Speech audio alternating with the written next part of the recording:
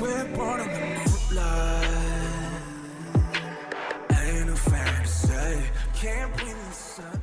Hello Aromas, this is Aromie here. Welcome back to Changeling. I got off work, came straight home to record a little bit because I'm quite excited to play this freaking game just because the storyline is insane. First of all, we see his dad. We're in the bakery finally. Brenna is his aunt that we both just found out together. And I also found out I'm a changeling, by the way. And even if we do it, they may not just easily let you go. Just because we force them to return you, it doesn't mean they won't try to get you back. I'll have to worry about that if and when it happens. Fairy's a tricky little human. You shouldn't trust them too much.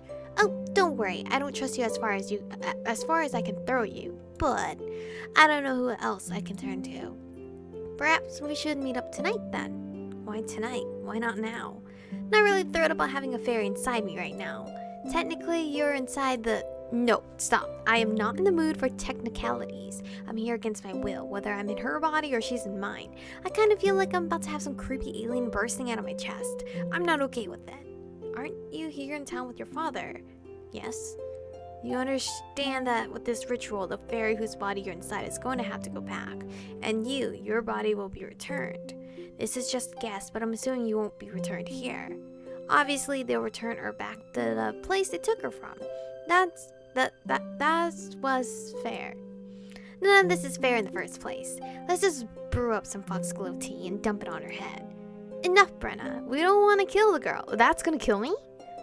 Kill me! A foxglove? I thought foxglove cures me? No, what? Foxglove cures me, doesn't it? Oh, don't be such a crybaby. The risk is minimal.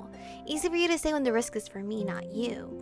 If you think there's no risk at all to us, you're mistaken. We're both exiles after all. We've managed to live peacefully so far. That does not mean they'll turn a blind eye if and we cross them. We'd be fooling ourselves to think they don't keep an eye on us. I feel like his accent's so difficult to read, harder to read than Shakespeare. He shot a quick glance Ewan's way, and those we love. They can do what they like. You don't have a wife and child here. I'm hardly a child. You are a child. You are both children. Well, thanks, Brenna, for noticing that, I guess. Logan just sighed, and for the first time I realized this wasn't just about me. Ugh. I hadn't really thought about the fact they might be taking a risk by telling me all this, or by helping me. I didn't like that, but I also didn't like the thought of being kidnapped by fairy body snatchers. There's a time for these things, Michiko. The ritual needs to be performed at night, otherwise it could be dangerous. Unless you want to die? Yeah, not a big fan of dying either. Is there somewhere we can use near your home? The woods nearby, maybe? We'll ensure the Fae return you somewhere near where you live now then. And I guess we'll spend the rest of the day getting the things we need. Come on, I'll walk you out for now. We can't go find your father. Oh, the cake. I need to pay for that still. Wasn't really in the mood for cake anymore, but Dad would ask where it was, and my head was too muddled to come up with excuses. Logan tipped his head to the side, smiling. You don't have to pay for it. It's on the house. Ewan slammed his hand on the counter, glaring. She has to pay, Dad. Enough of this. Whoa, what's his deal? I feel like the dad gives a lot of produce away. He sighed and looked down at me. Don't accept things from any fairy for free, ever. I wasn't gonna try anything. Trust your own man a little. No, she has to pay. It's okay, I have money to pay. We took care of that quickly and I left still feeling a bit numb.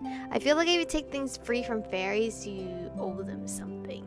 But Brenna has been giving us a potion for free, but I guess our payment to her is her fucking up with the church? Was it a church? The court, not church. The church is Fire Emblem, sorry. You okay? Oh, sure, I mean, in the end, nothing's changed. Now I just know I'm a kidnapping victim. But hey, I'm already planning on my daring escape, so it's fine. Ewan caught my arm looking down at me seriously. Michiko, you need to take this seriously. This isn't some kidnapping. This is a fake contract, and breaking it isn't a simple thing. I do know that. And it's okay to be upset about it. Honestly, I'm not sure how to react. More than anything, I'm just confused. There are so many working parts to this. When did it happen? How? Why? How does this fit in with all the things that happened to me? The disappearances, what were those? This is really quick too. Like, we're not even halfway into the chapters you guys told me that we were gonna encounter. So what the heck is gonna be the rest of this route? Unless it's gonna be like Corvin, where I'm kind of like a doll and need help. The first one was when I was 9. If it was then why did I disappear again when I was 12? If it happened before either of those things, then when? And what were those disappearances?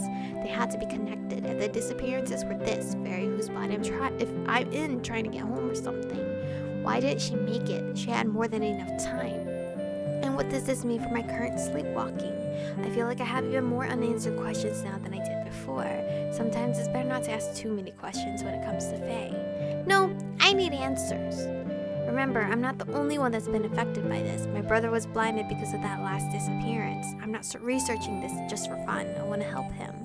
You know, that may not be possible, but I'm going to try, especially if what happened to him was because of me. Ewan sighed. I'll help if I can. We'll get it figured out.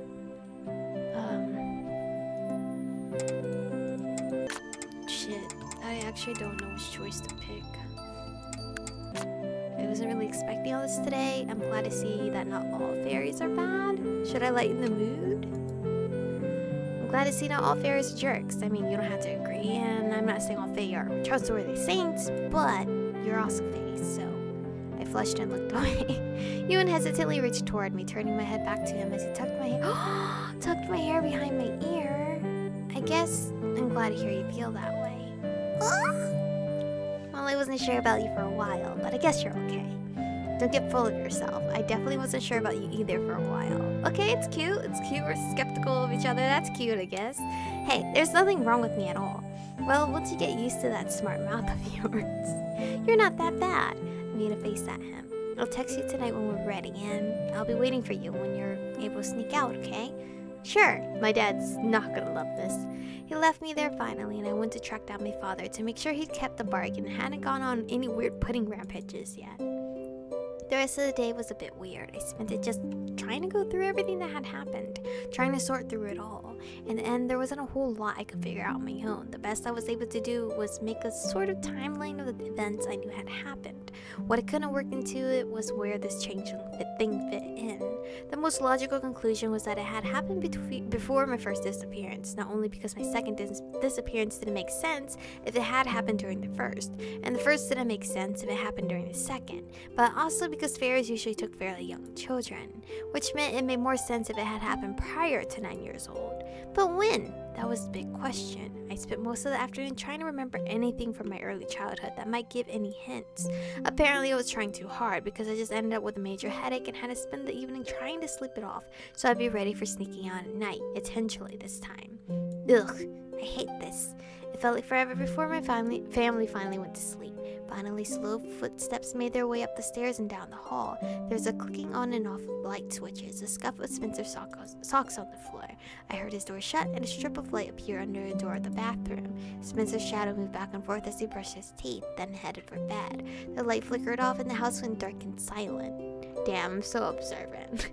My phone lit up close to midnight, even telling me they were ready. I waited another half an hour to ensure everyone had fallen asleep before I tried to leave. I slid off the bed and grabbed my jacket. I also grabbed a pair of tennis shoes I left out just for this. Shoes and jacket in hand, I eased my door open and slipped down the hall. If anyone caught me, I was going to use the excuse that I was just getting some fresh air because I couldn't sleep. It was a school night, so it should be fine. Mom probably wouldn't question it. Fortunately, no one woke up as I quietly stole outside and paused on the back porch to put my shoes and jacket on. His icon, it still gets me. It still gets me.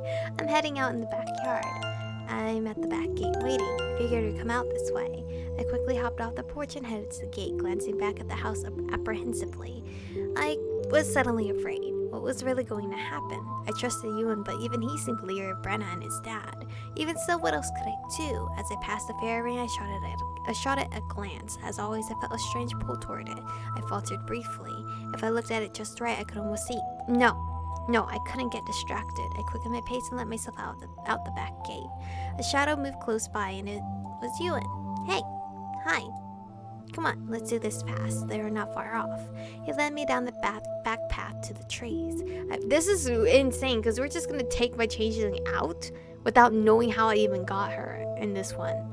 I followed behind him silently, really hoping this turned out okay. I was nervous about sneaking out. It was a little strange because I'd done it so many times already. It was just that usually I didn't worry about things like getting into trouble or getting caught because I was asleep. This time though, not that I needed something else to worry about.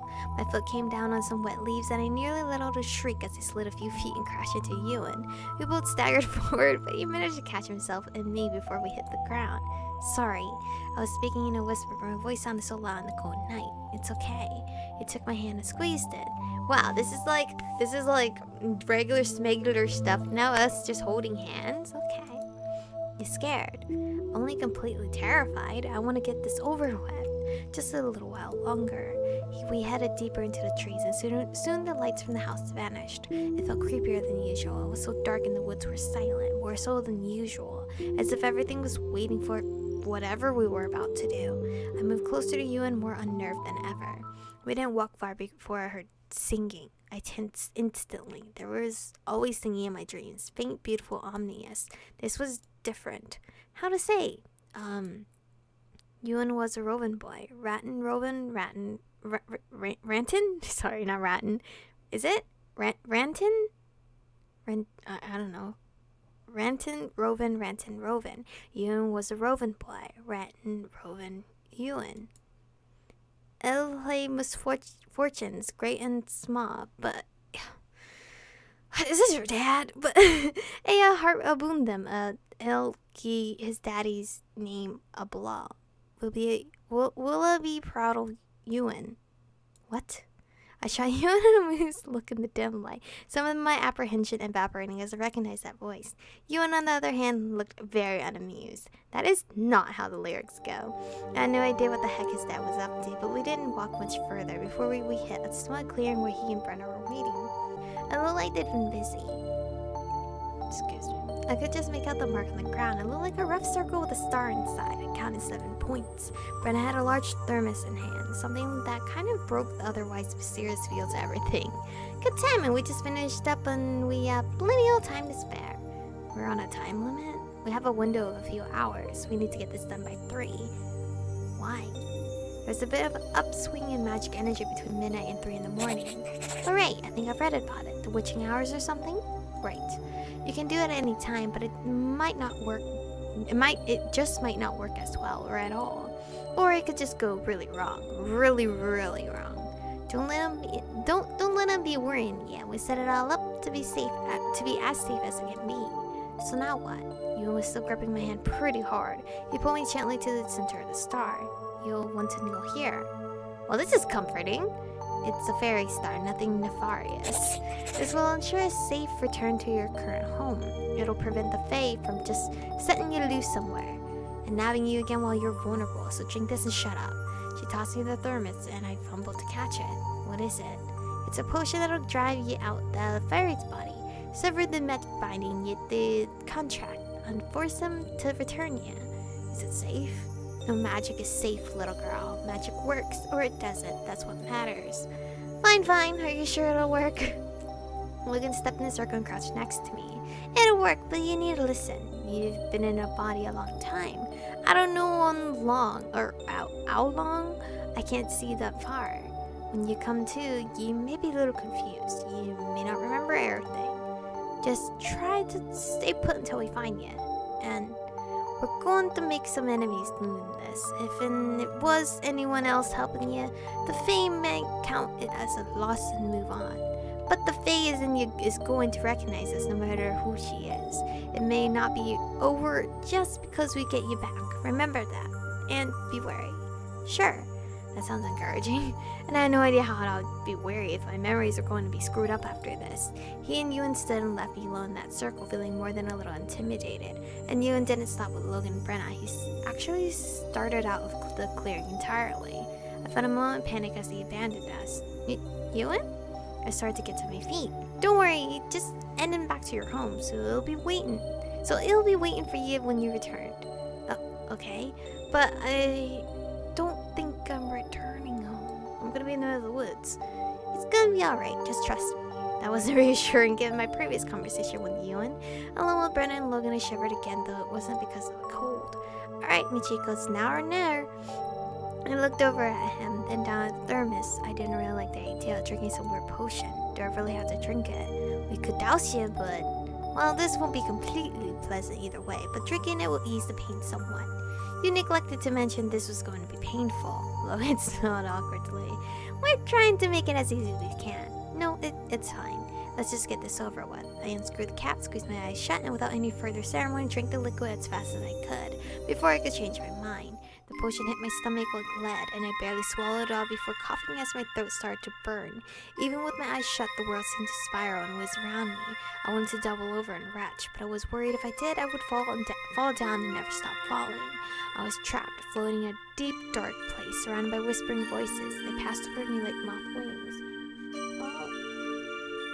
Oh, I gotta save anyway. I was gonna say that, like, the dogs are barking. But, saving here for today. I have no idea what the fuck is gonna be happening, to be honest. But anyway, thank you guys for watching today's episode. Stay beautiful, and I'll see you guys in the next one.